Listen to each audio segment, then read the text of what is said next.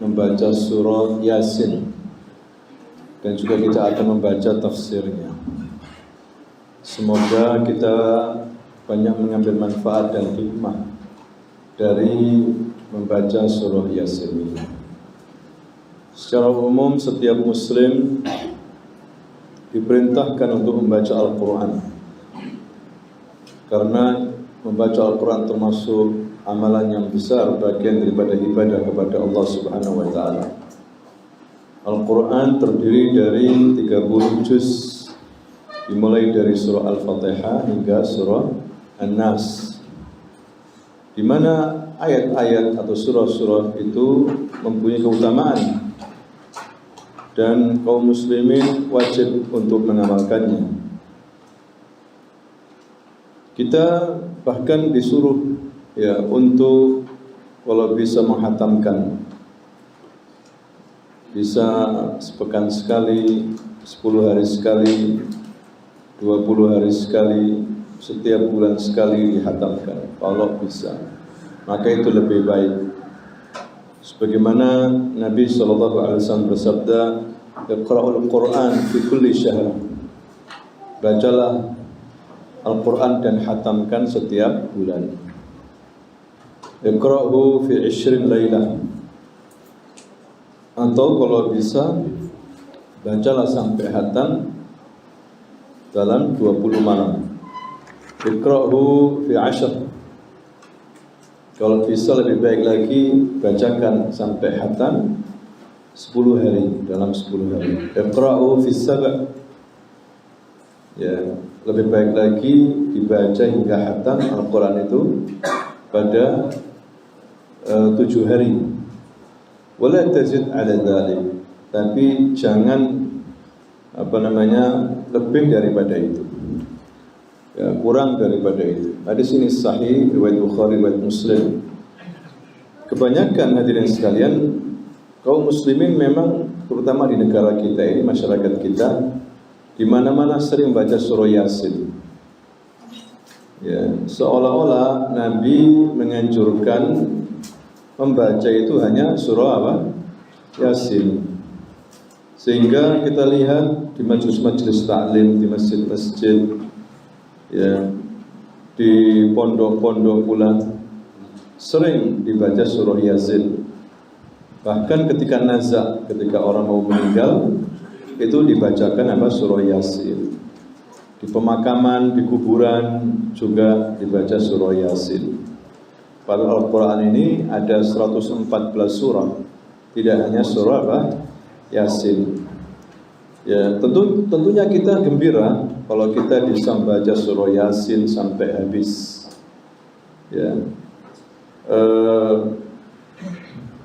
Makanya ada beberapa faktor-faktor umat Islam itu suka membaca surah Yasin.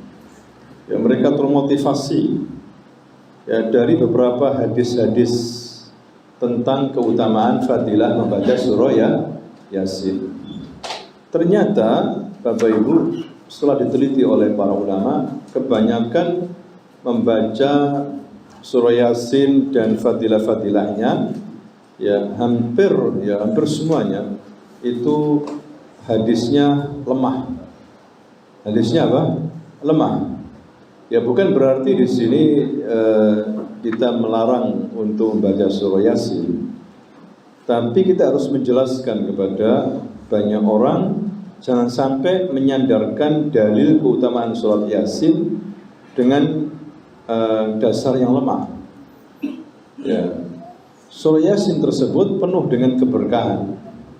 Secara umum Al-Quran kitab yang diberkahi, berpahala besar.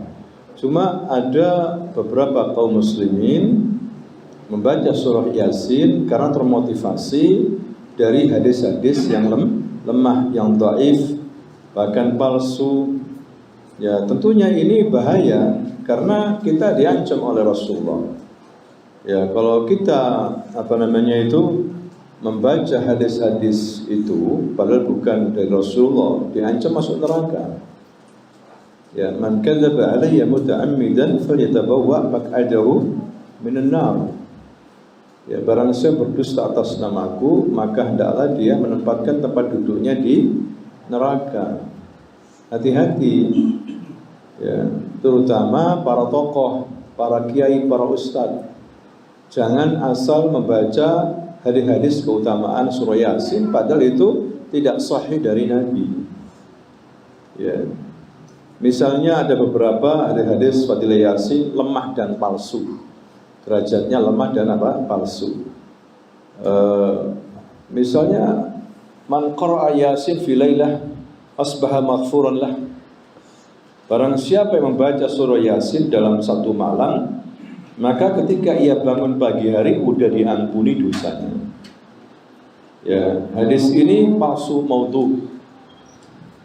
Ya, disebutkan oleh Imam Ibnu Katsir dalam tafsirnya dan jelaskan hadis-hadis yang berkaitan dengan keutamaan Yasin itu lemah, bahkan palsu. Ya, karena Imam Daruqutni mengatakan Muhammad bin Zakaria yang ada dalam sanad hadis ini adalah tukang memalsukan hadis. Ya. Yang kedua, hadirin sekalian, yang hampir sama, ya. Man qara'a Yasin fi lailatin ibtigha' wajhillah ghufira lahu fi tilka al-lailah. Barang siapa membaca surah Yasin pada malam hari karena mencari keridhaan Allah, maka ia akan diampuni dosanya pada malam itu. Hadis ini dhaif. Hadis ini dhaif. Diriwayatkan oleh Imam Daruqutni dari Walid bin Suja. Ya. Didhaifkan, bahkan hadis ini terputus semua sanadnya. Ya, ini juga bahaya. Kemudian juga ada hadis palsu maudhu. Man dawama ala qira'ati Yasin fi kulli lailatin thumma mata syahidan. Barang siapa yang terus-menerus membaca surah Yasin pada setiap malam, kemudian dia mati, maka ia mati syahid. Ini juga hadisnya palsu, maudhu. Hadirin sekalian, ini hati-hati, karena di dalam sanadnya itu ada Sa'id bin Musa al-Azdi, ia seorang tukang dusta, dan ia dituduh oleh Ibnu Hibban suka memalsukan hadis. Ya. Ada juga hadis lemah dhaif, ya. Man qara'a Yasin fi sadri nahar qudiyat hawaijuhu. Barang siapa yang baca surah Yasin pada permulaan siang pagi hari, ya, maka terpenuhi semua hajatnya, keperluannya. Hadis ini juga lemah. Hadis ini mursal, ya, karena Atha bin Abi Rabah tidak bertemu dengan Nabi, ya, mengaku dikatakan bertemu dengan Nabi. Kemudian juga ada hadis palsu, hadis maudhu. Man qara'a Yasin marratan faka'annama qara'al Qur'an marratain. Barang siapa membaca surah Yasin satu kali, seolah-olah yang membaca surah Al-Quran 2 kali. Ya, ini banyak dibacakan oleh tokoh kiai di masyarakat. Begitu juga hadis palsu lagi tentang masalah surah Yasin. Man qara'a Yasin marratan faka'annama qara'al Qur'an 10 marrat. Barang siapa yang baca surah Yasin satu kali, seolah-olah yang membaca Al-Quran 10 kali. Ya, ini juga hadirin sekalian lemah. Ya. Dan hampir semuanya lemah. Banyak sekali di sini ada hadis tentang fadilah Yasin lemah. Misalnya ada lagi, man sami'a surata Yasin adalat lahu 20 dinaran fi sabilillah wa man qara'aha adalat lahu 20 hajjatan wa man katabaha wa sharibaha adkhalat jawfahu 1000 yaqin wa 1000 nur wa 1000 barakah wa 1000 rahmah wa 1000 rizqin wa naza'at minhu kulla dhillin wa jawab.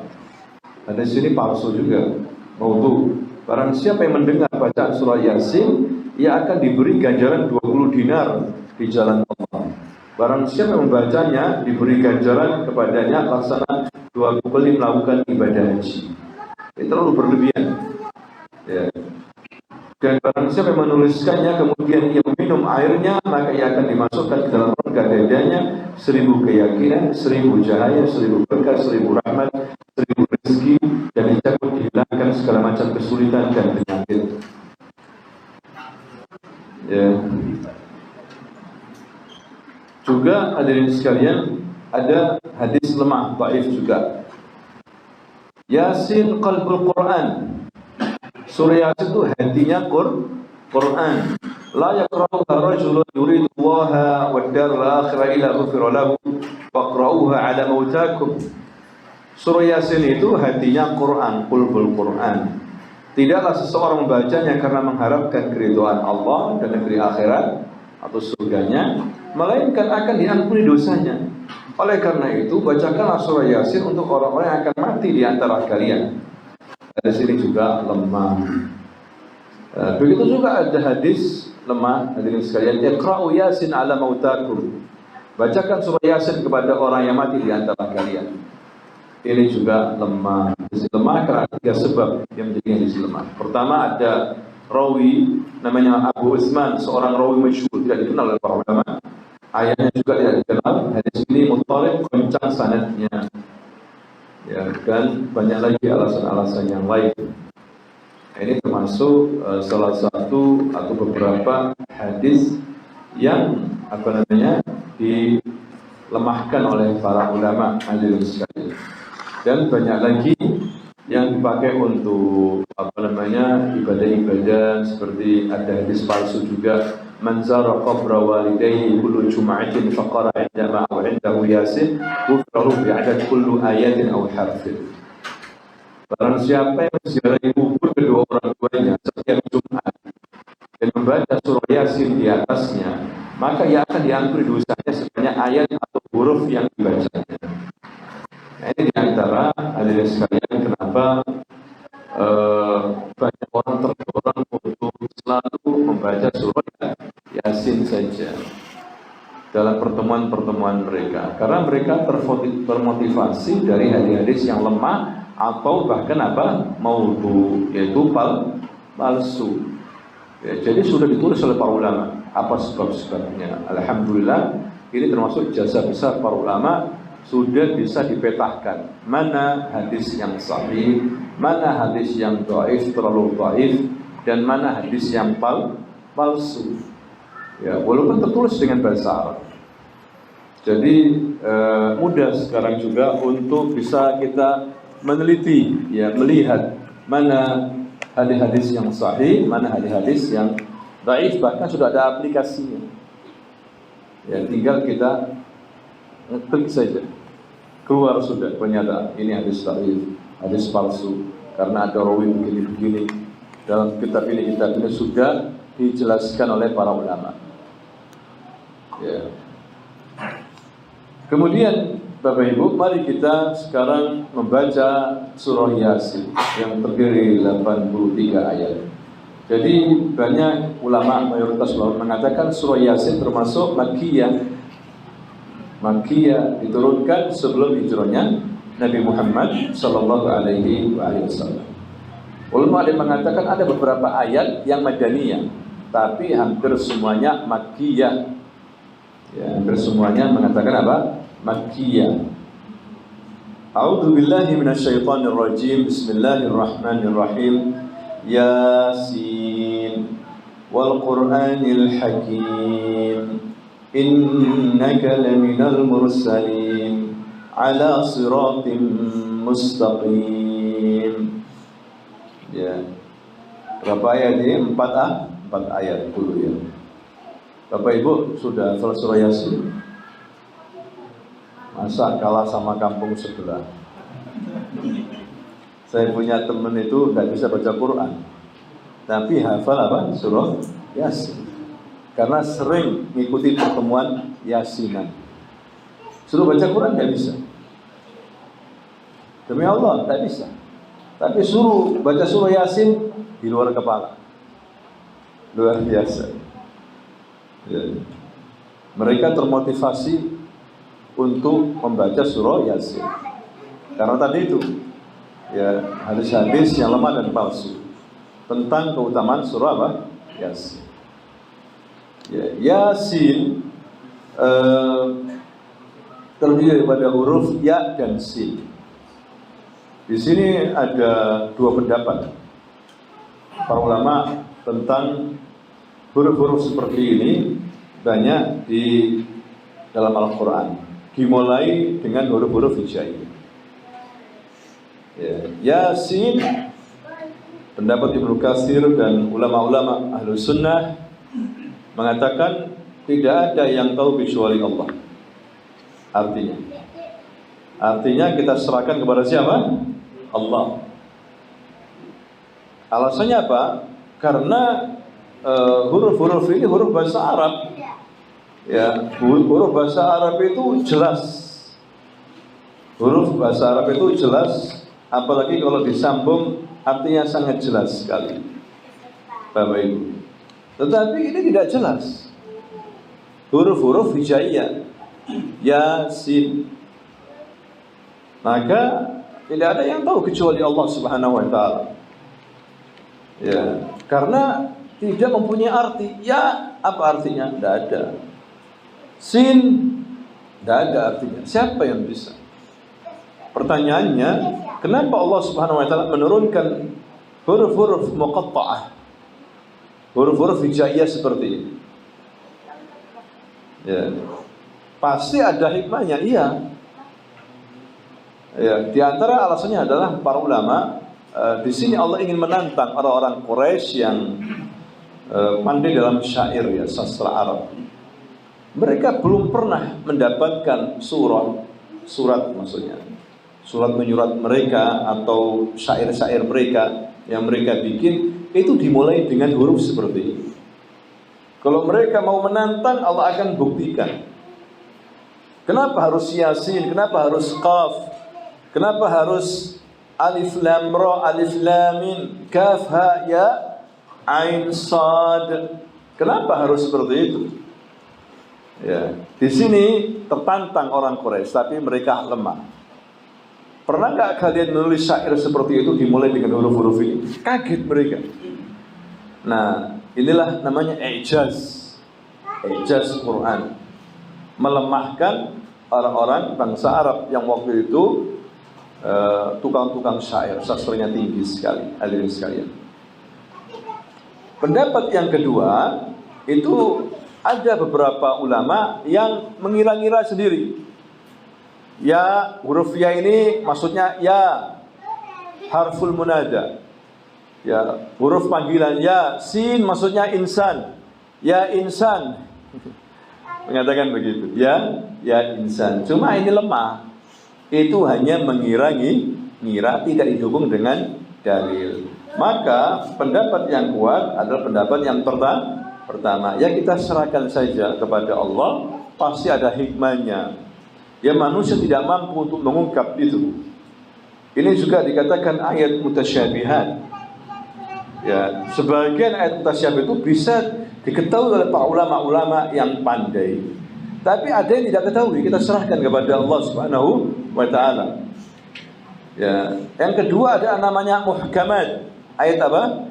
Muhkamat yang sudah diketahui sudah ayat muhkamat oleh orang-orang yang ngerti bahasa Arab.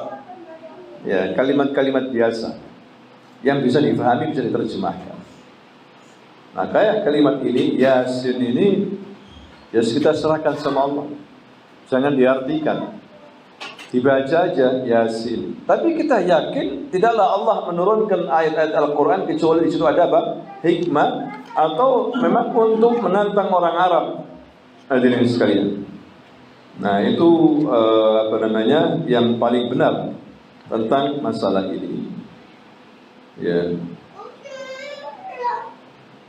Kemudian berikutnya wal Qur'anil Hakim. Wa di sini waw qasam. Waw qasam, yakni artinya sumpah. Kalau dibaca demi, ya, Al-Qur'an yang penuh dengan hikmah. Al-Hakim yakni hikmah. Wal Qur'anil Hakim. Ya, Al-Quran maksudnya di sini adalah firman Allah SWT, kalamullah, bukan makhluk. Ini membantah pendapat kelompok Mu'tazilah dan Jahmiyah bahwasanya Al-Quran makhluk. Kalau makhluk berarti ada apa? Kekurangannya. Kalau Al-Quran tidak ada kekurangannya. Ya, Al-Quran sempurna, susunan ayat-ayatnya, hukum-hukumnya hakim, bijak. Tidak ada kezaliman dalam Al-Quran hukum-hukumnya. Walaupun nanti menurut Al-Quran, menurut manusia, seakan-akan hukum-hukum dalam Al-Quran itu ada kezaliman, seperti potong tangan, rajam, ya kan? Padahal ada hikmah di balik itu, dengan hukuman-hukuman seperti itu. Hadirin sekalian, nanti itu kita bahas. Jadi Al-Quran dari kata qara'a yaqra'u, ya, yang dibaca, tilawah, tala yatlu tilawatan, tilawatul Quran, membaca apa? Al-Quran itu dibaca. Ada lain maknanya mengumpulkan, ya, kebaikan-kebaikan, berisi kumpulan kebaikan-kebaikan. Ada dua makna, yang dibaca dan mengumpulkan kebaikan-kebaikan. Kemudian Al-Hakim, apa itu Al-Hakim? Yang penuh dengan hikmah.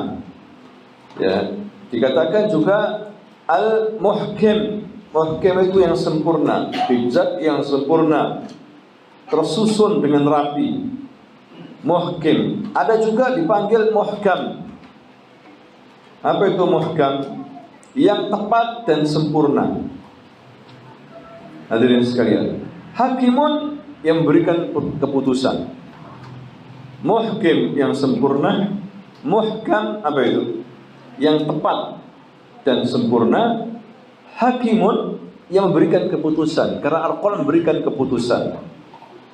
Ya, maksudnya di sini hadirin sekalian, kalau kita punya masalah, kembalilah kepada Quran, karena Quran ini bisa memberikan apa? Keputusan, artinya solusi.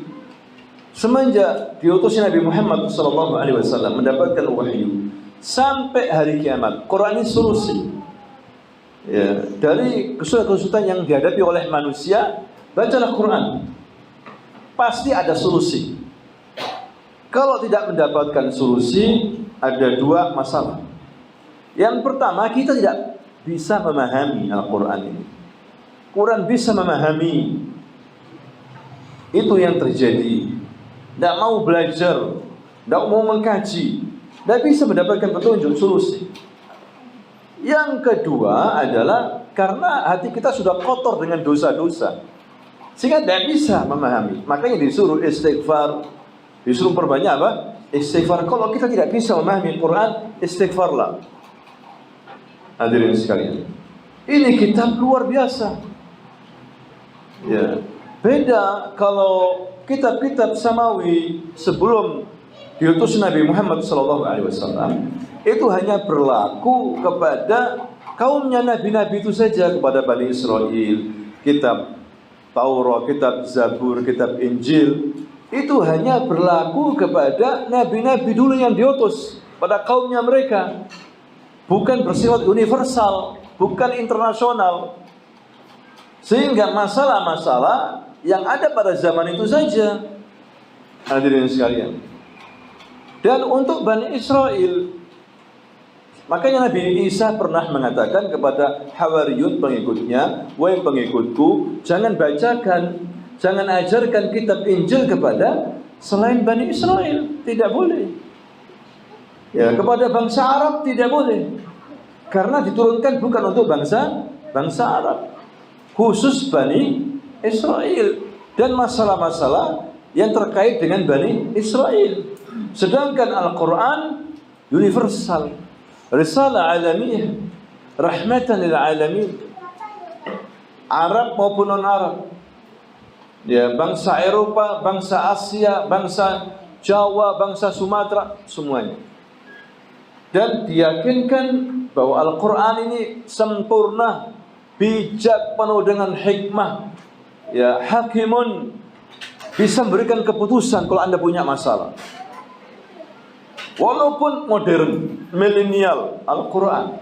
Makanya jangan sampai kita lepas daripada Al-Quran.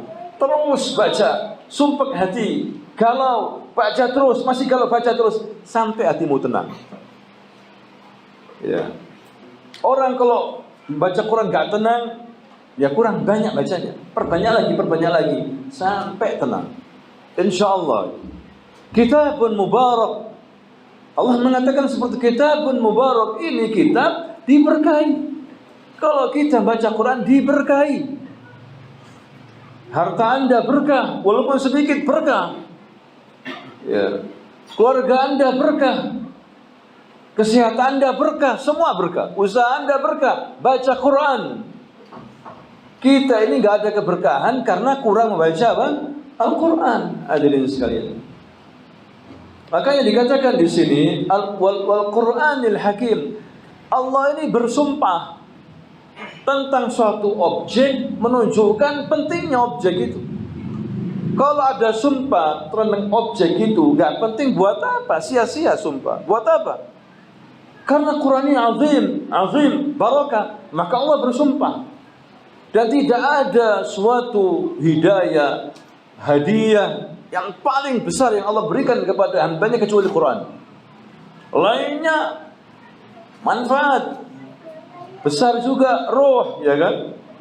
Apalagi tenaga, matahari, laut, ikan, tumbuh-tumbuhan, manfaat. Tapi Al-Quran lebih daripada itu.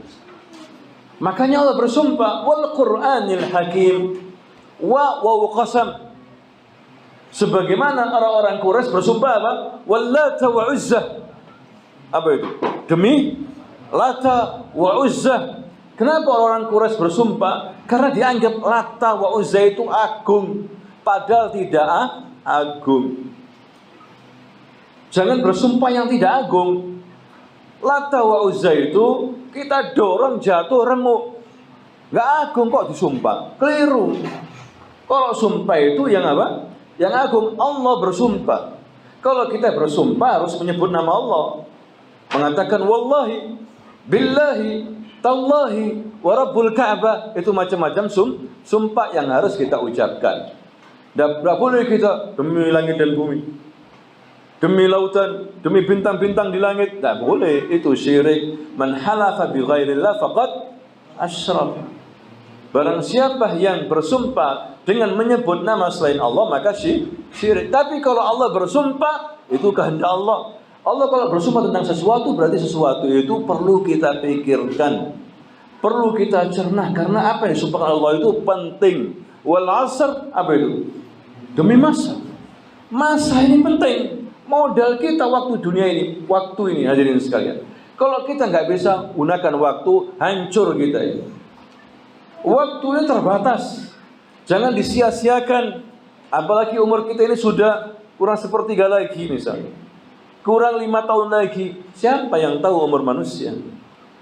Cepat gunakan dengan amal kebaikan. Waktu wal asr wal duha wal fajr. Ini sumpah. La uqsimu bihadzal balad. Negeri Mekah, begitu pentingnya Mekah ini. Gak penting gimana? Tiap hari orang datang umroh, untuk tawaf, untuk umrah, hadirin sekalian, seluruh dunia. Kok gak datang ke kota-kota yang lainnya? Hanya Mekah. Berarti ini bukan negeri biasa. Manba'ul wahyu, tempat turunnya apa? Wahyu. Dilahirkan di situ Nabi Muhammad sallallahu alaihi wasallam. Ya, jadi Allah bersumpah wal Qur'anil Hakim, demi Al-Qur'an yang isinya penuh dengan hikmah-hikmah, pelajaran, kesempurnaan, ketepatan dan keputusan-keputusan. Makanya Allah berfirman fa in tanaza'tum fi syai'in farudduhu ila Allahi war Rasul. Jika kamu berselisih, kembalikan kepada Allah, kepada kitabillah. Ada solusi, hadirin sekalian. Kitab Allah Subhanahu wa taala. Jadi di sini hikmah, ya, hikmah ini bisa jadi karena penyusunannya. Setiap ayat saling berdampingan dengan satu sama lain, saling berhubungan. Makanya kita harus banyak membaca Al-Quran. Ya, seperti Allah berfirman, "Hafidhu 'ala salawati was salatil wusta wa qumu lillahi qanitin." Ya, peliharalah salat-salatmu dan peliharalah salat wusta, itu salat asar. Dan berilah untuk Allah dalam salatmu itu dengan khusyuk. Ya. Ayat ini siapnya redaksi ayat-ayat tentang masalah hitungan. Hadirin sekalian. Kemudian juga mengandung hikmah dalam semua hukum-hukumnya. Semua ketetapan hukumnya itu adil, sesuai dengan fitrah, sesuai dengan akal sehat. Yang bunuh dibunuh. Ini manfaat, kelihatannya kejam. Keluarganya akhirnya merasa tenang. Bunuh orang di penjara, nggak sampai 3 tahun keluar. Coba keluarga korban ini marah enggak? Enak saja, pembunuh anak saya, perkosa anak saya, dihukum 5 tahun, jalani hukuman 2 tahun, kemudian apa? Keluar. Boleh. Makanya sering ribut di pengadilan. Tidak adil hakimnya, apalagi kena suap. Ya. Al-Quran adil hukum-hukumnya, hadirin sekalian. Begitu juga potong tangan, orang mencuri dipotong tangan. Ini bagus sebagai efek jerah. Masyarakat aman. Mencuri masuk penjara, nggak sampai setahun keluar. Mencuri lagi, hadirin sekalian. Coba kalau potong tangan, mikir 1000 kali. Tangan saya yang kiri sudah hilang, mencuri lagi, hilang lagi tangan sebelah kanan, nggak bisa minum akhirnya saya. Ya kan, cerah. Hadirin sekalian, yang mencuri yang banyak itu koruptor masuk penjara. Terkadang penjaranya mewah. Penjaranya apa? Mewah. Terkadang bisa berkunjung, bisa pergi ke mall. Ya. Masyarakat kita akhirnya seperti itu. Karena tidak berhukum dengan hukum Al-Quran. Tidak adil hukum manusia ini, hadirin sekalian. Hukum wad'i. Hukum yang diletakkan oleh manusia-manusia. Penuh dengan kezaliman, tidak keadilan. Kalau Quran itu adil. Ya, Quran itu apa? Adil, hadirin sekalian. Yang ketiga, hikmah dalam gaya bahasanya. Ya. Kadang Quran bernada keras ayat-ayatnya, terkadang bernada apa? Lembut. Ya, Anda kalau cerita tentang Nabi Hud bersama kaumnya, kaum 'Ad, bagaimana mereka diazab oleh Allah. Ya, kaum Samud, kaumnya Nabi Saleh, azab yang sangat pedih. Tapi Anda beda ketika membaca surah Yusuf, penuh dengan kelembutan, kasih sayang, cerita yang indah, hadirin sekalian. Makanya Allah mengatakan, nahnu naqussu 'alaika ahsanal qasas. Kami akan ceritakan kepadamu ya Muhammad ahsanal qasas, sebaik-baik apa? Cerita. Luar biasa cerita Nabi Yusuf. Hiburan bagi Nabi Muhammad sallallahu alaihi wasallam. Makanya kata para ulama, kalau kamu hatimu lagi susah, baca surah Yusuf sampai habis. Niscaya hatimu akan gembira setelah merenungi dan membaca surah apa? Yusuf. Terkadang ada gaya-gaya bahasa yang keras, ada yang lembut, ada yang pertengahan. Kadang teguran-teguran. Luar biasa Al-Quran, hadirin sekalian. Baca Al-Quran ini. Ya, maka kita akan barakah hidup kita ini. Jangan khawatir dikelilingi oleh malaikat, hati menjadi tenang. Banyak keutamaan orang baca apa? Al-Quran. Khairukum man ta'allama Al-Quran wa 'allamah. Sebaik-baik kalian orang yang belajar Quran dan apa? Mengajarinya. Orang yang hafal Quran dikasih mahkota nanti oleh Allah Subhanahu wa taala. Mahkota. Bangga orang tuanya kalau bisa hafal apa? Al-Quran. Derajat kita semakin tinggi karena kita semakin banyak membaca Quran. Kurang tinggi karena kita kurang apa? Membaca Al-Quran. Hadirin sekalian, kesenangannya para ulama itu di saat sunyi, di saat di penjara, Imam Syekhul Islam Ibnu Taimiyah di saat di penjara, ya, sebulan mungkin 80 kali dia hatam Quran. Selama di penjara, berkali-kali dia hatam Quran. Ya. Nah, ini bedanya kita dengan ulama-ulama dulu, hadirin sekalian. Diganti dengan nyanyi sekarang ini Quran. Dengan nyanyi, dengan video.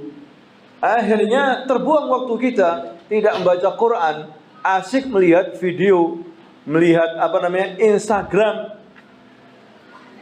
ya, mendengar nyanyian, sengaja sama setan. Banyak penyanyi itu kaya-kaya, banyak uangnya, sehingga anak-anak sekolah kita bagaimana ya supaya jadi penyanyi itu, terus lupa Al-Quran sudah. Hadirin sekalian, ini kekuatan umat Islam Al-Quran ini. Inna Allah yarfa' bihadzal Quran aqwaman wa yad'u bihil akharin. Allah mengangkat derajat suatu kaum, suatu bangsa umat Islam dengan Al-Quran. Kalau mereka perhatian sama Quran, wa yad'u bihil akharin, dan merendahkan suatu kaum, suatu bangsa dengan Al-Quran, karena mereka tidak perhatian sama Quran, rendah akhirnya. Hadirin sekalian, makanya Allah mengatakan bersumpah, wal Qur'anil Hakim, demi Al-Quran yang penuh dengan hikmah. Hadirin sekalian, kemudian berikutnya, innaka laminal mursalin, innaka, sesungguhnya engkau ya Muhammad salah seorang dari rasul-rasul. Di sini ada dua penekanan. Pertama pakai huruf inna, harfu taukid. Inna, sesungguhnya, betul-betul sesungguhnya. Kemudian la, ada tambahan la, bukan la nafi, bukan la tidak, la, betul-betul juga, sesungguhnya kamu ya Muhammad betul-betul, benar-benar dari bagian para rasul. Mursalin jamak dari mursal, rasul jamaknya rusul. Bukti maksudnya apa di sini? Maksudnya adalah bahwa Muhammad itu bagian dari para rasul-rasul yang telah diutus sebelumnya. Allah telah mengutus 315 rasul,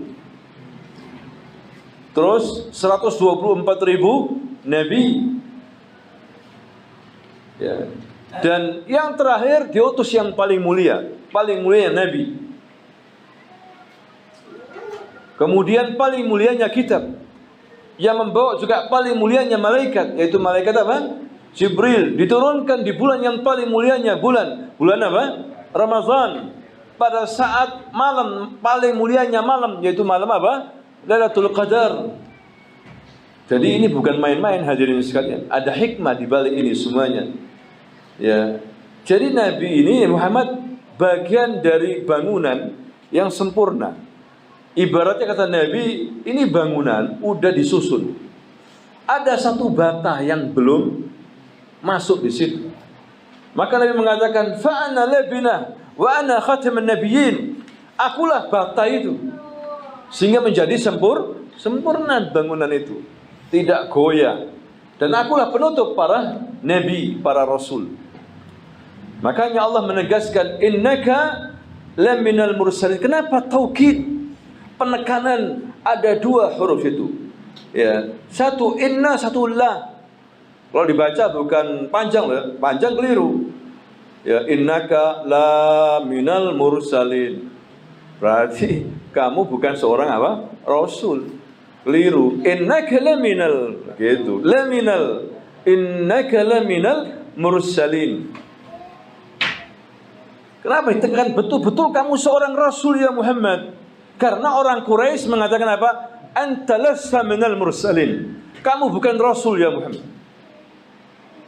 Allah tegaskan di sini bahwa Muhammad itu rasul. Tanda-tandanya sudah banyak. Tanda sebelum kenabian, sebelum kelahiran, tanda setelah kelahiran, apalagi dikasih mukjizat setelah menjadi apa? Rasul. Bukan sembarangan ini. Diutus Nabi Muhammad, dilahirkan Nabi Muhammad ini. Kalau ada orang saya ngaku rasul, baru bangun tidur ngaku rasul, nggak ada dasarnya, nggak ada tandanya, ngaku rasul, pendusta ini. Mana tanda-tandanya? Sebelum lahir, setelah lahir, asal ngaku nabi, ngawur, nggak taunya miring memang. Ya, kena jin, ngaku apa? Rasul. Azan. Ya, silakan azan. Ini baru 3 ayat.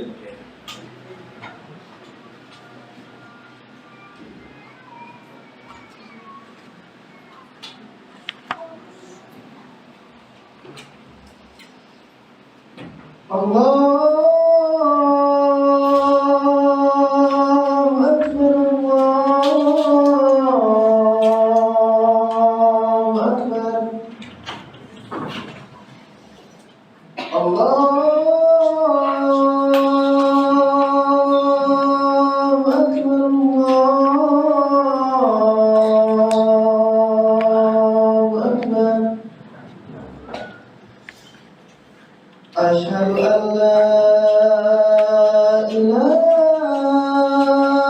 إلا الله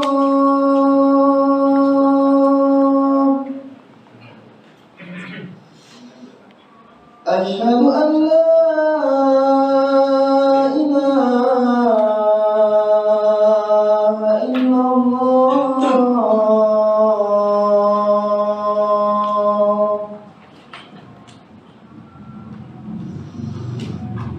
أشهد أن محمدا رسول الله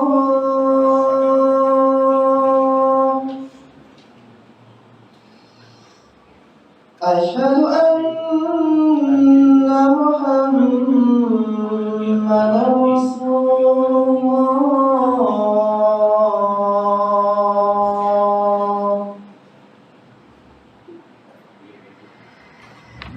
حي على الصلاة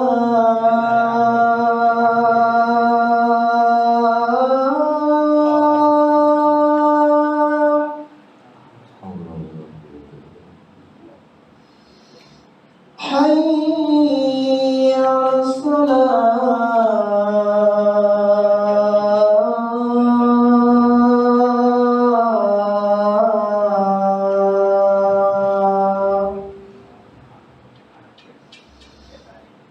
حي على الفلاح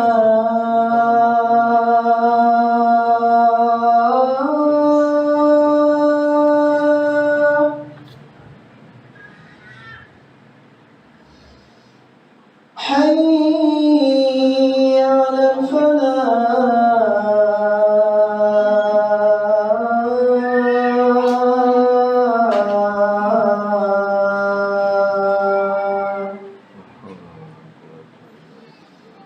الله أكبر الله أكبر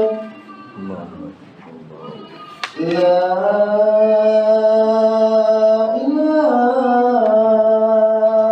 إلا الله لا إله إلا الله اللهم صل على محمد.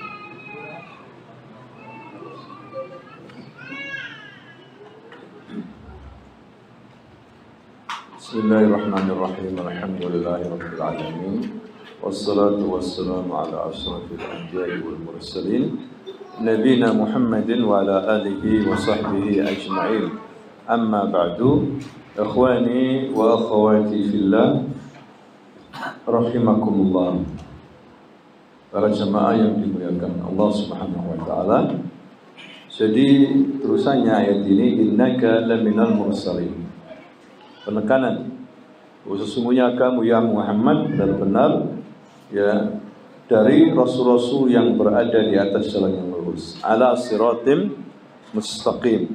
Sudah dibuat penekanan, penegasan bahwa Muhammad memang seorang rasul dari rasul-rasul yang telah diutus sebagai penutup para rasul dan para nabi. Kemudian tambah lagi sama Allah, ala siratim mustaqim, ditegaskan bahwa yang dibawa oleh seluruh para nabi itu jalan yang lurus. Ikuti jalan nabi.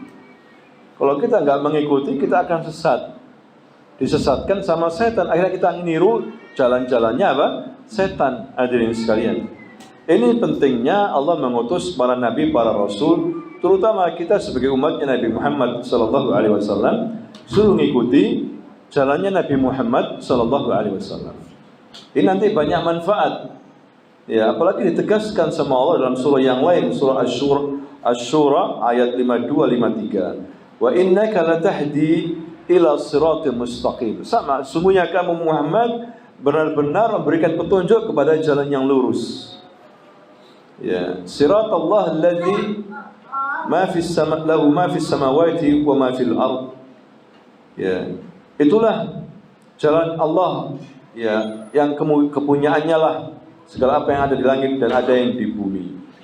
Ya, jadi ini jalan yang lurus, jalannya Allah, di mana Allah itu sebagai pencipta kita yang menciptakan langit dan bumi. Jadi bukan main-main ini.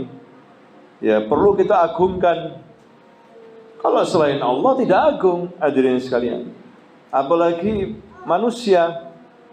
Ya, manusia mati lagi, sudah mati, kemudian diagungkan kuburannya, dimintai. Nah, ini tidak boleh, ini salah jalan.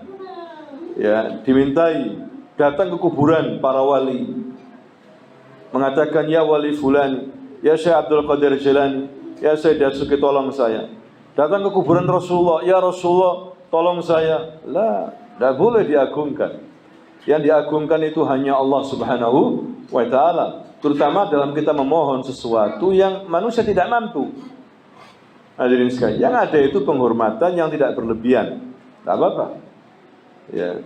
Kemudian Allah tegaskan, ala siratil mustaqim. Nabi kita ini di atas jalan. Sirat itu jalan yang lurus, yang tidak berbelok-belok. Ya, hadirin sekalian, jalan yang baik, itu namanya apa sih? Sirat. Mustaqim itu artinya sempurna, jatuh sempurna, dan semakin meluas, bukan semakin menyempit. Jadi apa yang dibawa oleh Nabi ini sebagai solusi, ya, meluas. Masalah apapun ada pada yang dibawa oleh Nabi ini, solusinya ada di dalam Islam. Makanya Allah mengatakan, wa ma arsalnaka illa rahmatan lil alamin. Tidaklah kami mengutus kamu ya Muhammad kecuali sebagai apa? Rahmat bagi alamin. Dan yang dibawa juga rahmat, Al-Quran, rahmat. Berlaku untuk kapan saja itu. Ya, bukan hanya waktu zaman dulu, zaman sekarang pun. Kalau diterapkan, makmur umat manusia ini, bangsa-bangsa akan makmur menerapkan apa? Al-Quran. Ini kitab suci yang dijaga sama Allah Subhanahu wa ta'ala. Ya, bukan sembarangan ini, hadirin sekalian. Sampai dikatakan oleh Nabi, kalau kamu gak baca, gak perhatian, mati kamu, hancur kamu. Ya, tersesat kamu. Baca ini Al-Quran ini. Ya, jadi kalau kita semakin dekat dengan Quran, maka kita akan mulia, hadirin sekalian. Gunakan waktu khusus setiap hari untuk membaca Al-Quran, mengajarkan Quran untuk anak-anak kita. Ya, mengajarkan Quran untuk anak-anak kita. Ini adalah amanah. Anak-anak ini, hadirin sekalian, jangan sampai tidak mengenal apa? Al-Quran. Jadi ini penekanan. Karena apa? Karena orang-orang kafir Quraisy menuduh Nabi ini bukan Rasul. Ya, wa yaqulul ladzina kafaru lasta mursalan, dalam surah Ar-Ra'd ayat 43 itu. Berkatalah orang-orang kafir itu, kamu bukan Rasul Muhammad. Kamu bukan apa? Rasul. Jadi ini ada tuntutan, hadirin sekalian. Allah ingin menegaskan. Karena tadi itu ada beberapa penolakan, ada 3 fase di sini. Bisa jadi orang itu mengingkari Nabi, mengingkari Rasulullah. Ya. Atau yang kedua, bisa jadi dia itu ragu. Muhammad ini Rasul enggak ya? Muhammad ini. Orang seperti ini harus diyakinkan bahwa Muhammad Rasul. Ya. Sedangkan orang yang mengingkari tadi itu harus diyakinkan. Buktinya banyak kalau dia seorang Rasul. Hadirin sekalian. Ya. Berapa banyak yang masuk Islam ini? Bukan orang bodoh-bodoh, orang pintar-pintar. Masuk apa? Islam. Umar bin Khattab itu termasuk satu orang kafir Quraisy yang pintar membaca, pintar menulis. Dia itu masuk Islam bertahap sebetulnya. Ya, dia itu sudah sering mendengar ayat-ayat yang dibaca oleh Nabi ketika di Ka'bah. Tapi karena rasa fanatik adat istiadatnya masih kuat, tertutup hidayah itu masih. Atau rasa kebencian yang dalam kepada Nabi Muhammad sehingga susah untuk mendapatkan hidayah. Tapi sebetulnya dia itu sudah sering mendengar. Misal Nabi membaca surah Al-Haqqah. Surah Al-Haqqah, Al-Haqqatu mal-Haqqatu ma adraka mal-Haqqah dan sebagainya. Didengar sama Umar terus sampai pada terakhir itu Umar mengatakan, oh kalau begitu Muhammad ini orang penyair kelas kakap, tukang syair kelas apa? Kelas tinggi nih. Tiba-tiba Rasulullah apa? Wala biqauli syair qalilan ma tu'minun. Dia bukan penyair, sedikit sekali di antara kalian yang beriman. Kalau begitu kahin, dukun berarti dalam apa? Lisannya ngomong. Wala biqauli kahin, ada jawabannya ternyata. Wala biqauli kahin qalilan ma tazakkarun tanzilun min rabbil alamin. Dia bukan kahin. Sedikit sekali di antara kalian yang berfikir, yang mengingat. Dia turun dari Rabbul Alamin, Al-Quran. Itu Umar sudah paham itu. Ya, makanya tinggal sedikit saja. Akhirnya dikasih hidayah sama Allah. Dan juga kena doanya Nabi. Suatu hari Nabi berdoa apa? Allahumma ayyid haddad din bi ahad ar-rajulain ahabbu ilaika Umar bin Khattab atau Abu Jahal bin Hisham, Amr bin Hisham. Ya Allah, kuatkanlah agama Islam ini, agamamu ini dengan salah satu saja dari dua orang yang kamu pilih. Salah satu dari mereka, yaitu Umar bin Khattab atau apa? Amr bin Hisham. Ternyata Allah lebih memilih siapa? Umar bin Khattab. Ya, hatinya terbuka dengan Quran. Berapa banyak orang yang masuk Islam dengan Quran, hadirin sekalian. Luar biasa. Ya, Al-Quran ini. Maka kesempatan bagi kita untuk yang mengerti ini terus membaca Quran. Anda akan berkah hidup Anda. Ajak istri Anda baca Quran, anak-anak baca Quran, ya, agar hidup kita ini barokah. Karena yang dibawa Nabi ini adalah satu yang hakim. Innaka laminal mursalin ala siratin mustaqim. Ya. Jadi hadirin sekalian, kesimpulannya dari 4 ayat ini, yang pertama adalah penjelasan bahwa Al-Quran itu tidak seorang pun dari umat manusia ini yang mampu mengadakan hal ini serupa dengan Al-Quran, tidak mampu. Walaupun orang Arab Quraisy yang terkenal ahli sastra seluruh dunia, ya, tidak akan mampu. Yang tiap tahun mengadakan sayembara syair, bukan main-main nih. Ya. Yang menang ditaruh di Ka'bah. Apa? Syair itu. Tidak mampu berbicara tentang Al-Quran. Ingin mencoba untuk mengalahkan, tidak mampu. Karena memang dia datang dari Allah Subhanahu wa taala, kalamullah. Ya. Kemudian yang termasuk manfaat lain adalah keagungan Al-Quran ini. Sampai Allah bersumpah tentang Al-Quran. Ya, gak main-main. Makanya Anda kalau bersumpah jangan main-main. Ya, terhadap suatu hal yang besar. Allah juga bersumpah terhadap suatu hal yang besar. Kalau orang-orang kafir bersumpah menyebut nama setan mereka, Tuhan mereka, ini gak agung, bukan apa yang besar. Patung dibuat sumpah, ya, patung itu. Nabi kan pernah waktu dakwah jahriyah, betul-betul Nabi ini dituduh oleh masyarakat Quraisy dakwanya nggak sejuk. Dakwanya nggak sejuk. Karena ada orang sekarang ini panggilan ustadz yang sejuk. Karena ada ustadz yang nggak sejuk. Ini parameternya apa ya? Kalau ngajak untuk perang, memberontak pemerintah itu nggak sejuk. Dikit-dikit ngajak apa? Perang, beli senjata, itu nggak sejuk. Tapi ngajak ke tauhid, ngajak untuk sholat ibadah itu sejuk. Ya, jadi parameternya apa? Parameter masyarakat. Masa dai menurut masyarakat? Hadirin sekalian. Nabi dituduh nggak sejuk. Jadi orang-orang kafir Quraisy ini sudah geram dengan apa yang dilakukan oleh Nabi ini dakwain. Mendatangi pamannya Abu Thalib. Ya Abu Thalib, kamu ini orang mulia di antara kami, tokoh kami.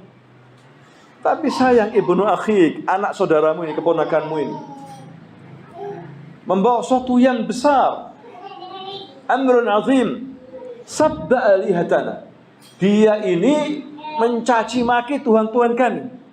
Wa dhallala aba'ana. menyesatkan ayah-ayah kami, disesatkan. Kakek-kakek kami, pemimpin kami, nenek moyang kami disesatkan. Gimana ini Abu Thalib? Wa farraqa ahlana, memecah belah keluarga kami. Itu mereka ngomong kayak gitu. Apakah benar? Iya. Nabi sengaja mengatakan, ya Quraisy, ini Hubal, Latta, Tuhan ini Tuhan. Siapa Tuhan? Masa gini Tuhan? La yasma, wa la yubsir, wa la yughni anka minallahi syai'a. Tidak bisa melihat, tidak bisa mendengar, tidak bisa membuat manfaat. Kalian sembah. Kalau dipukul, hancur sudah. Kalian sembah, apakah ini agung? Kalian bersumpah Wallata wa Uzza wa Manata, ini agung ini. Keliru kalian. Nabi mengajak mereka berfikir. Hadirin sekalian, berani Nabi itu. Ada alasannya, ada yang backup, pakai strategi. Tapi jangan asal niru ya. Nabi itu ada yang backup. Yang backup siapa? Keluarganya Bani Hashim. Ya, yang backup pamannya, tokoh Quraisy. Orang Quraisy gak bisa bunuh Nabi, gak berani. Atau perang saudara dengan Bani Hashim. Bani Hashim ini walaupun kafir, bela Nabi, keluarganya. Ya, ada yang backup, pakai strategi. Jangan asal-asal. Zaman sekarang ada patung dia, wajok. Kita yang akhirnya disalahkan. Yang nggak salah-salah disalahkan. Pakai strategi. Betul, Nabi itu begitu hadirin sekalian. Tapi Nabi kan dia di backup oleh nasab yang kuat. Nasab yang kuat. Ya, penting nasab itu. Makanya ketika Abu Sufyan bin Harb, dia ketua pebisnis Arab ketika pergi ke Syam, dipanggil sama Raja Heraklius sama Raja Romawi. Raja Romawi mendengar karena mereka ahli kitab kan. Mereka lebih cemburu. Kamu orang Arab? Iya, katanya Abu Sufyan. Pemimpin mereka? Iya. Tahu kamu siapa orang ini? Anak muda yang ngaku sebagai nabi. Langsung dia mengatakan dengan jujur, ya Malik wahai Raja, hadar rajul fina dzun nasab. Orang ini di masyarakat kita nasabnya tinggi. Nasabnya apa? Tinggi. Kakek-kakeknya pemimpin kami. Maksudnya begitu, nasabnya tinggi. Bukan sembarangan anak muda. Menurut Raja Pak, ya memang begitu memang. Ya, biasanya kalau ada nenek-nenek, kakek-kakeknya yang tokoh, biasanya misalnya cucunya atau cicitnya jadi apa? Tokoh. Jadi dari sini kita belajar nasab ini bisa membaca potensi anak. Anak ini, anak muda ini pintar, jadi tokoh, berpengaruh. Baca aja silsilahnya, nasabnya. Oh, mantesan kakeknya itu ada yang jadi apa? Tokoh. Maka wajar kok cucunya jadi apa? Tokoh. Bapak begitu. Kalau hafal nasab ya, perhatian sama nasab. Bapak hafal nggak nasab? Sampai 4 gitu. Kakek ini, saya kakek ini. Paling lupa sudah ya. Makanya kalau ngasih nama anak, jangan lupa ngasih nama orang tuanya, bapaknya. Penting. Bisa jadi bawa keturunan Raja Majapahit. Ada ya gini. Makanya kamu jadi tokoh karena kakekmu jadi apa? Raja Majapahit. Walaupun kafir, kakek Nabi kan juga kafir. Nabi mewarisi, hadirin sekalian. Makanya Raja Romawi gak heran. Ya, kakek-kakeknya tokoh berarti apa? Cucunya tokoh. Makanya Nabi itu dihargai. Orang Quraisy tidak berani apa-apa selama Abu Thalib masih hidup. Hadirin sekalian. Ini di antara hikmah kenapa Abu Thalib itu kafir. Kalau Abu Thalib masuk Islam, habis. Ya, Abu Thalibnya habis, Muhammadnya habis. Mereka segan mau bunuh Nabi Muhammadnya, segan. Makanya datang ke Abu Thalib berkali-kali. Tidak diserahkan sama Abu Thalib. Ya, bahkan dibela sama Abu Thalib. Ini pentingnya apa? Suku. Bahkan mereka sudah hilang kesabaran. Mereka memboikot keluarga Nabi. Abu Thalib, suku Bani Hashim. Bani Abdul Manaf, Bani Abdul diboikot hadirin sekalian. Mereka kumpul di mana? Halaman rumahnya Abu Thalib dan celah-celah bukit sekitar Abu Thalib. Sya'ib Abu Thalib. Laki, perempuan, anak-anak, kafir, mukmin berkumpul. Bela siapa? Nabi. Bela Nabi. Dibela Nabi. Walaupun dimusuhi oleh orang apa? Quraisy. Dibela sama keluarganya. Ya, jadi ini penting hadirin sekalian. Ini tanda-tanda bahwa dia memang seorang nabi. Sebelum lahir sudah ada tanda-tanda. Ya. Jadi memang Allah kehendaki dia memang seorang nabi untuk diikuti. Nggak ngikuti orang ini bahaya, habis kita. Nggak bisa masuk telaga nanti. Kalau kita nggak ngikuti Nabi Muhammad Sallallahu Alaihi Wasallam, nggak bisa minum air telaga di hari kiamat. Hal yang sangat susah, haus, matahari di atas kepala kita 1 mil. Kalau umat Muhammad bisa minum telaga, dipanggil, sini digandeng tangannya, suruh minum air. 1 minum air gak haus selamanya. Lezat luar biasa, lebih putih daripada susu airnya itu, lebih manis daripada madu. Ya, udah. Para sahabat bertanya, ya Rasul, ata'rifunana? Yani ata'rifu ummatak? Apakah kamu mengenal kami ya Rasul? Mengenal umatmu? Nah. Dari mana? Min atharil wudu. Dari apa? Bekas-bekas anggota wudu. Jadi wudu ini juga bukan main-main. Orang nggak pernah wudu, nggak dikenal Nabi nanti. Nggak kenal wudu berarti nggak pernah sholat. Ya, percaya. Oh itu umatku. Ta'al ya fulan, ta'al ya Abdullah, ta'al ya Muhammad, ta'al. Sini kamu minum segar. Lainnya susah. Lainnya menunggu 50.000 tahun. Umatnya Nabi Muhammad dilindungi oleh Allah, dikasih kemudahan-kemudahan. Gak terasa ke 50.000 tahun itu. Panas gak terasa itu. Ya, enaknya kita mengikuti sunnah nanti. Manfaatnya nanti, hadirin sekalian. Lebih banyak nanti, walaupun di sini dicela. Ya, apa ini gini-gini dicela, kadang sering apa? Dilecehkan. Terus di atas sunnah. Itu nasihat para ulama, di atas sunnah. Terus ikuti sunnahku sampai kamu menemui aku di telagahku nanti, kata Rasul. Sampai kamu temui aku di telagahku nanti. Istiqamah. Ya, iman kepada Allah dan istiqamah. Makanya Nabi itu pernah didatangi oleh seorang sahabat namanya Sufyan bin Abdullah As-Saqafi.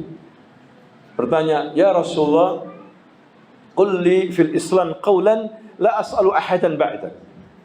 Wahai Rasulullah, ajari aku, singkat saja, nasihati aku dalam Islam ini, supaya aku tidak bertanya lagi kepada seorang pun setelah penjelasanmu ini. Nabi menasihati singkat. Apa itu? Qul amantu billah tsumma istaqim. Ucapkan aku beriman kepada Allah dan istiqamalah. Cuma itu ya Rasul. Ya itu sudah. Nabi itu kalau wasiat nasihat ringkas. Karena para sahabat kemampuan berpikirnya tinggi, faham. Kalau kita nggak faham, makanya nasihatnya kadang 1 jam, 2 jam. Banyak. Lupa juga yang dengarkan nasihat opo tadi. Kebanyakan. Kan gitu ya.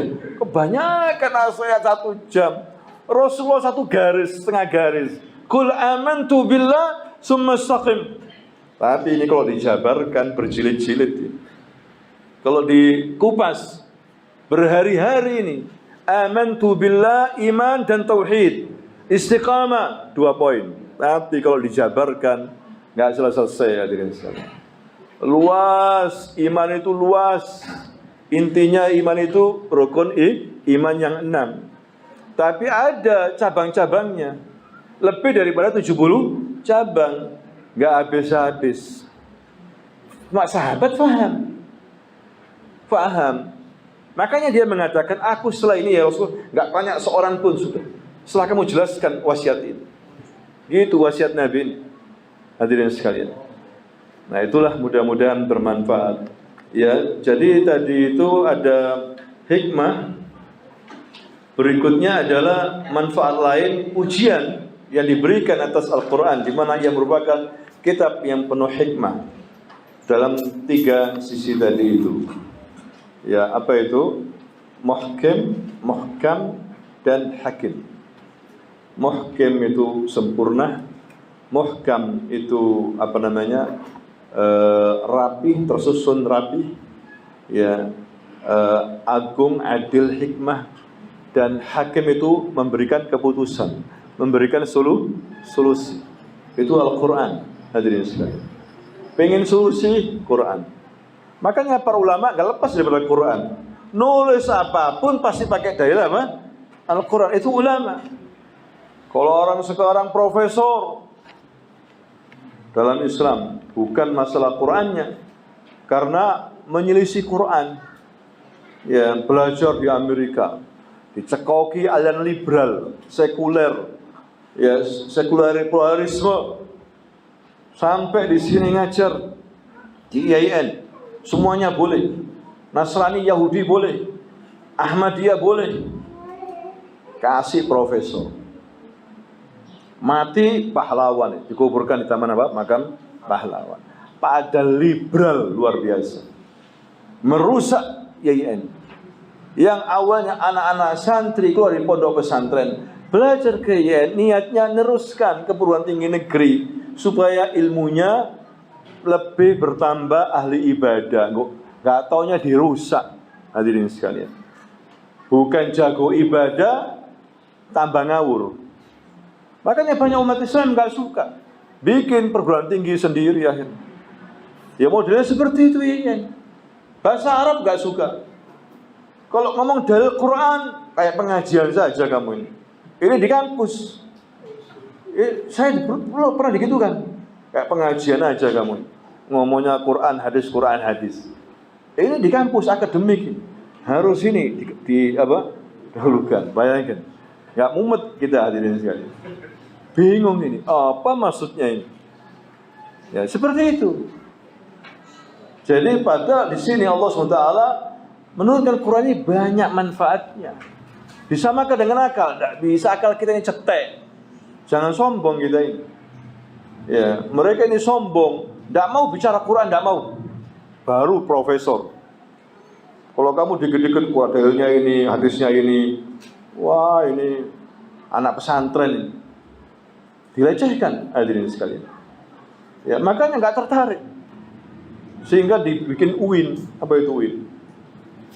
Universitas. Sehingga nggak belajar agama toh di sana, nggak laku kalau agama.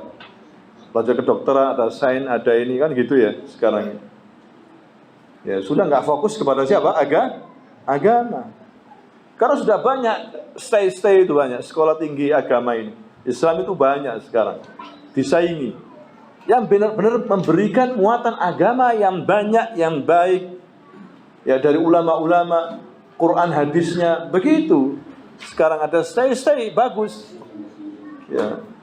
Kalau dulu lebih bagus, ya UIN bagus. Tapi kayak gitu, hadirin sekalian. Kemudian di antara manfaat lainnya adalah memberikan perhatian terhadap ketetapan risalah Nabi. Betul-betul bahwa Nabi Muhammad ini seorang Rasul, hadirin sekalian. Ya, makanya Allah bersumpah sekaligus menekankan sebagai tambahan inna sama lam tadi, ya kan? Innaka ini juga penekanan tambah lam laminal mursalin. Kemudian juga ketetapan risalah Nabi Muhammad. Oleh karena itu barang saya mengiranya berarti dia kafir karena dia telah mendustakan Allah Rasulnya ilmu ijma' kaum muslimin. Ya. Tetapnya bahwa risalah itu milik Nabi Muhammad SAW yang terakhir itu.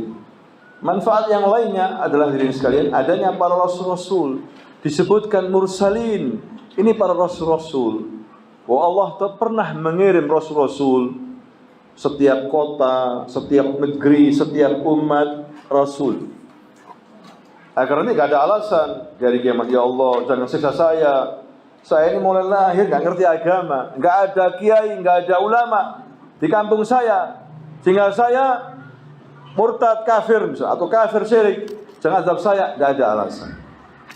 Karena Allah mengatakan apa? Wa laqad ba'atsna fi kulli ummatin rasulan an i'budullaha wajtanibut taghut. Kami benar-benar telah utus pada setiap umat, kampung, negeri, negara, rasul. Pasti ada. Ada pertanyaan, bagaimana kalau di belahan bumi Afrika sana menyembah berhala, menyembah patung, animis, bagaimana kalau di Papua sana, di atas gunung sana, hutan, mereka kan tidak ada kiai, tidak ada ustadz. Kata siapa? Itu perkiraan Anda. Bisa jadi sudah ada. Pernah ada mengajak dai, ustadz, mengajak mereka untuk masuk Islam, tapi mereka menolak. Mereka menolak, lebih mengikuti setan, lebih mengikuti artis istiadat mereka. Ini ustadz ditendang, diusir. Ada, sampai sekarang ada. Ustadz dakwah diusir. Gitu. Padahal nyuruh apa? Kebaikan. Hanya mengatakan qala Allah wa qala Rasul, diusir. Jadi enggak ada nanti ada orang bilang gitu. Mungkin ada, kata para ulama, jika ada, memang ada, mulai lahir enggak ada kiai, enggak ada rasul yang diutus, utusan yang diutus, dia akan dijadikan diuji oleh Allah. Kalau dia berhasil masuk surga, diuji. Kalau enggak berhasil masuk apa? Neraka. Pokoknya Allah itu adil. Wa ma kunna mu'azzibina hatta nab'atsa rasula. Kami tidak mungkin mengazab sampai kami telah mengutus apa? Rasul. Cuma Rasul itu kan Nabi banyak enggak disebutkan ceritanya. Yang disebutkan cuma 25 atau lebih sedikit. Yang lainnya banyak enggak diceritakan. Nama-namanya enggak disebutkan. Jadi pernah diutus. Kalaupun kata para ulama ada suatu kaum sesat mereka disesatkan oleh setan, tidak ada sama sekali itu namanya utusan. Tadi itu solusinya. Di hari kiamat nanti apa? Diuji. Kalau berhasil masuk surga, kalau nggak berhasil masuk apa? Neraka. Cuma itu pendapat para ulama. Wallahu a'lam. Hadirin sekalian. Kemudian berikutnya manfaat lain adanya di antara manfaatnya syariat yang dibawa oleh Nabi Muhammad ini merupakan jalan yang lurus. Ya, sedangkan jalan-jalan yang bertentangan dengan syariat mengandung unsur kebengkokan, keburukan. Ya, dengan apa yang dibawa oleh Nabi Muhammad sallallahu alaihi wasallam. Jadi yang dibawa oleh Nabi ini lurus, baik, semakin lurus meluas. Jadi apapun yang dialami oleh manusia bisa terselesaikan dengan syariat yang dibawa oleh Nabi Muhammad sallallahu alaihi wasallam. Kalau enggak selesai, kalau enggak paham, bukan Qur'annya yang disalahkan, kitanya yang disalahkan. Barangkali itu kurang dia memahami, kurang bisa memahami dia ini. Atau hatinya sudah terlalu banyak apa? Dosa kotor. Susah untuk memahami. Jangan kamu memahami, baca aja malas. Hatinya sudah terlalu apa? Kotor. Baca males. Tapi kalau baca HP, WA berjam-jam. Subuh pun masih WA. Di warkop itu. Tangannya zikir terus, jari-jarinya. Maksudnya game. Ya. Karena apa? Hatinya hadirin sekalian. Ada azan, tidak tergugah hati. Terus main HP. Ya. Ini yang tidak bisa paham tentang Al-Quran. Bagaimana paham nggak baca, ya kan? Nah itulah mudah-mudahan ini bermanfaat.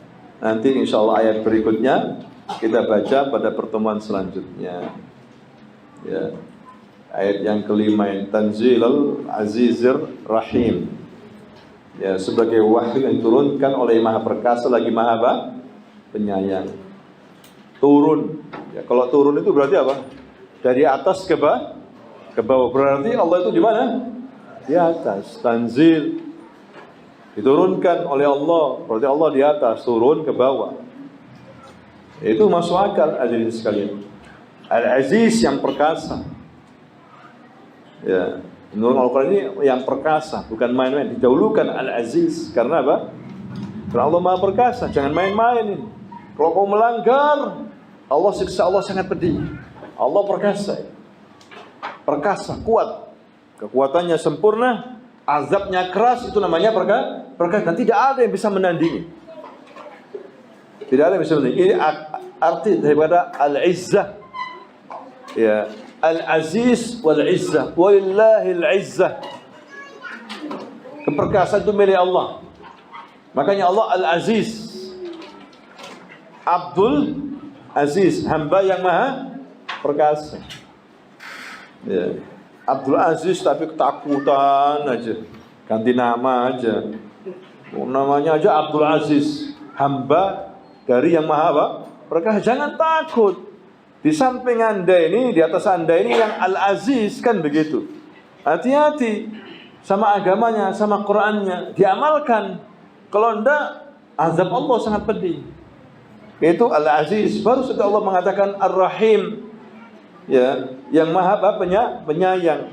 Ar-Rahim, ya, tidak keras toh. Allah juga maha penyayang. Penyayang ada dua macam. Penyayang secara umum, berlaku kepada siapapun, pada hewan, manusia, orang kafir, orang muslim. Allah penyayang.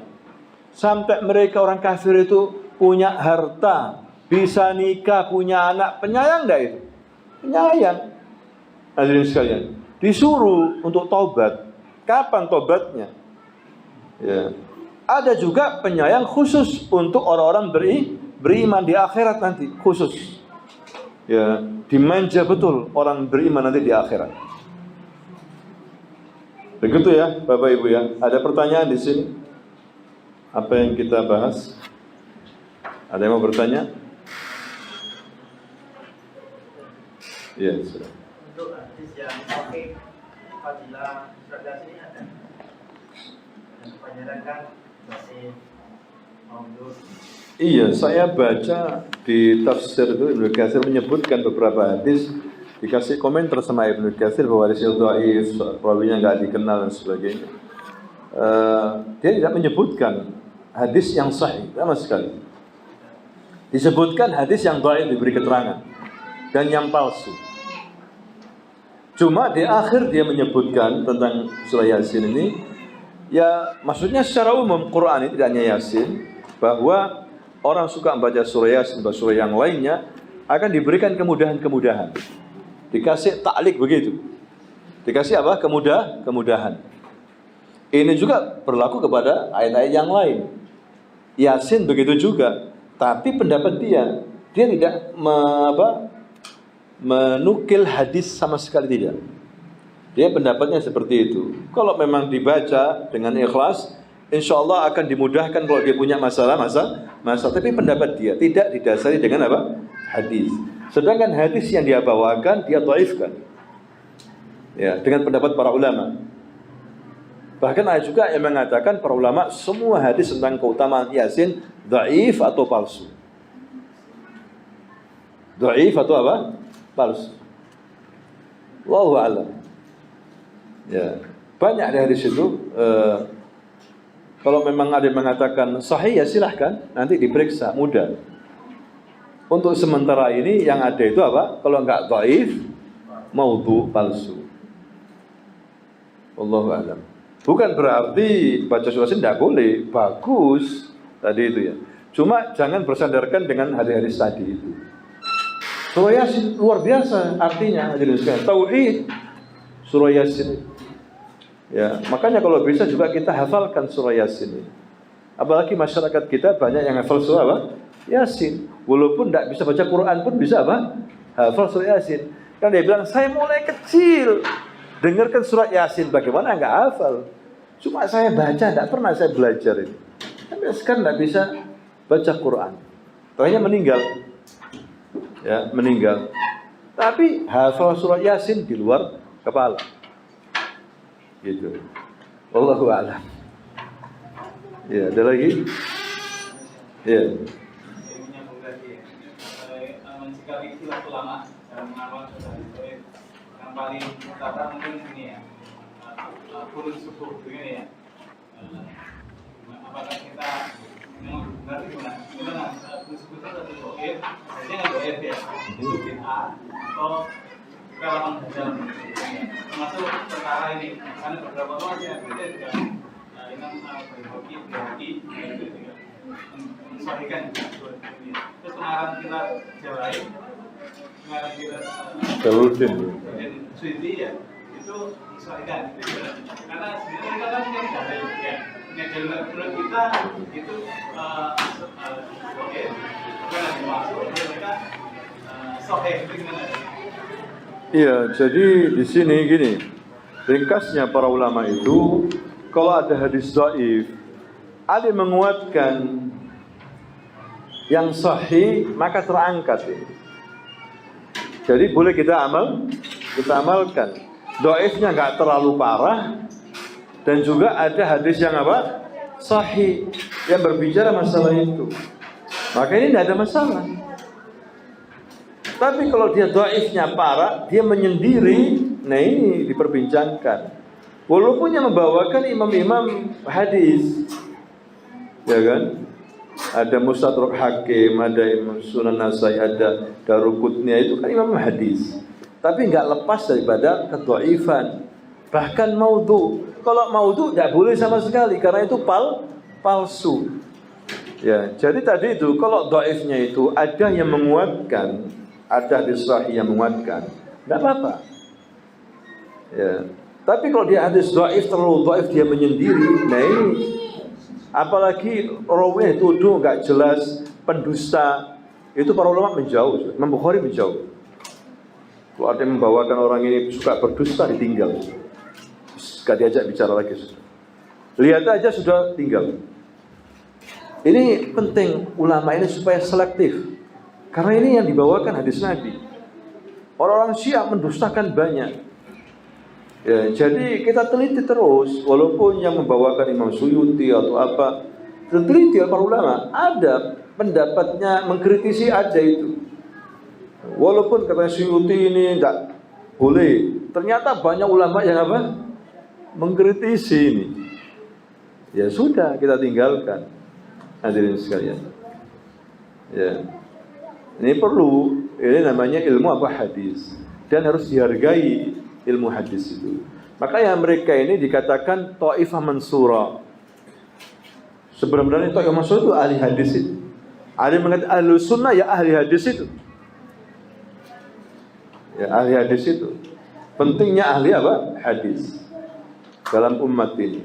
Karena mereka bisa memilah dan memilih mana yang sabda Nabi, mana yang tidak. Banyak para pendusta-pendusta dalam sejarah itu. Dan tertulis semuanya. Nama-nama mereka, biografi tertulis. Ini dituduh apa, fulan dituduh ini. Seperti zaman sekarang, ada orang tiba-tiba suka berdusta, bacakan apa gitu ya. Diterima enggak? Nah, diterima kan? Seperti itu. Apalagi ini bacakan hadis Nabi. Dikritik oleh para ulama. Walaupun mereka juga seorang tokoh, tapi kita menghargai mereka. Ya, bukan berarti kita fanatik yang dalam terhadap mereka. Ada kesalahan-kesalahan. Ya, terlalu muda-muda dalam apa? Mensahihkan apa? Hadis padahal dhaif begitu. Ini kajian memang harus dalam. Ya, harus dalam. Tidak boleh langsung kita hukumi. Wah, dia kan mensahihkan, juga yang mensahihkan, tidak apa-apa. Jangan gitu dulu. Selesaikan dulu masalahnya sampai selesai. Sampai di mana ini keputusannya?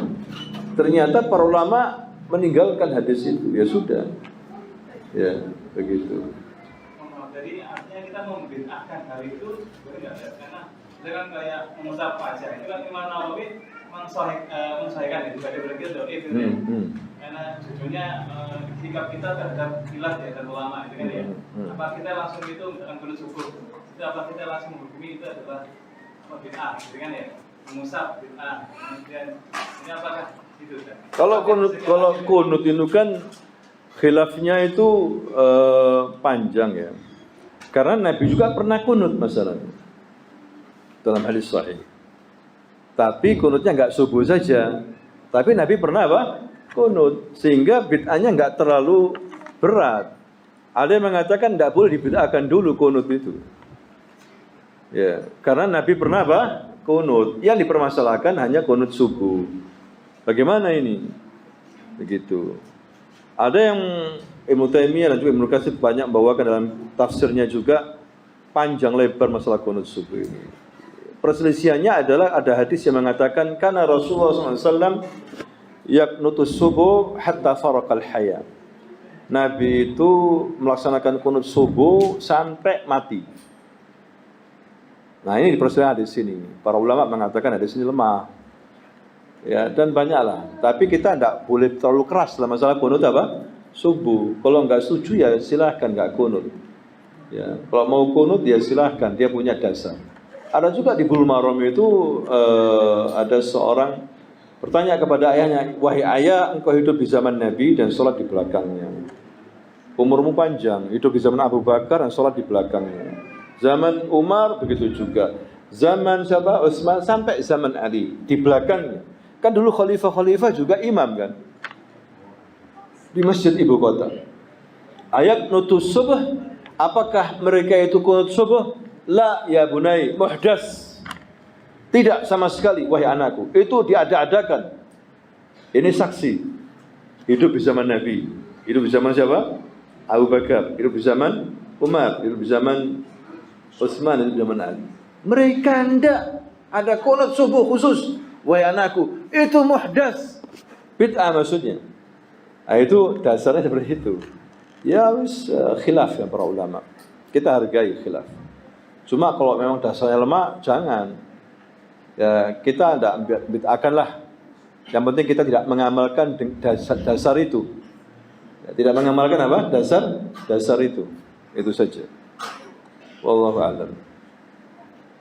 Nanti membid'ahkan rame nanti.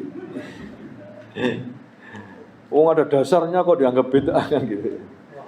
Cuma dasarnya itu ada yang maudhu, ada yang apa? Dhaif. Ya terserah masing-masing nanti dimintai pertanggungjawaban. Ya jangan sampai jawabannya lemah, harus kuat ya. Supaya lulus kan begitu kalau ujian itu. Harus kuat. Sudah tahu dhaif kamu apa? Amalkan kan gitu. Mana pikiranmu itu? Kan tanya gitu nanti. Pokoknya siap-siap masing-masing kan? Ya, dimintai pertanggungjawaban. Begitu. Makanya disuruh belajar supaya nanti bisa menjawab. Ya. Subhanakallahumma wa bihamdika asyhadu an la ilaha illa anta astaghfiruka wa atubu ilaik. Assalamualaikum warahmatullahi wabarakatuh.